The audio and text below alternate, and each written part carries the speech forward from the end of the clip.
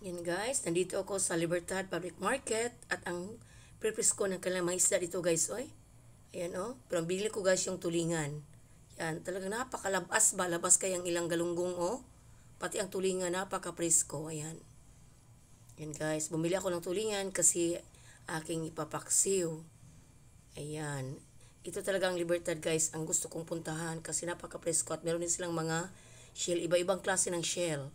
Ayan, merong punaw, merong tahong, ayan napaka-presko na kailang tahong. At merong parang mga turutot guys ba. At meron ding kuhol daw yan at itong lato. Ayan guys, ayan. Bumili ako ng lato at hindi ako bumili ng mga ganitong shell kasi dalawa lang naman kaming kakain ng anak ko. Ayan, kaya lato lang. Pero masarap ito guys, gataan. Itong mga ganyang shell ba. Ganyan, masarap to sa gata.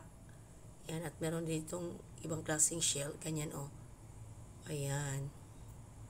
Napakasarap ng kanilang mga dito guys. At napaka-presko ba.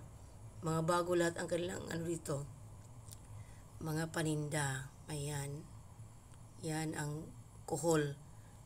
Sa Cebu, hindi yan kinakain ng kuhol guys. Tinatapon lang yan. Pero itong tahong, napakasarap dito igisa. Yan. At saka lagyan ng cheese ba yung tahong. Yan guys. At syempre, hindi mawala yung ating mga lamas. Ayan. Pumunta din ako dito sa kanilang mga guys.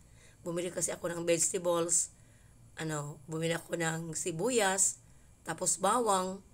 Ayan guys, kasi konti lang ang aking stock. Ayan. Pareho din sa Cebu ang presyo guys ng kanilang mga vegetables dito. Thank you for watching.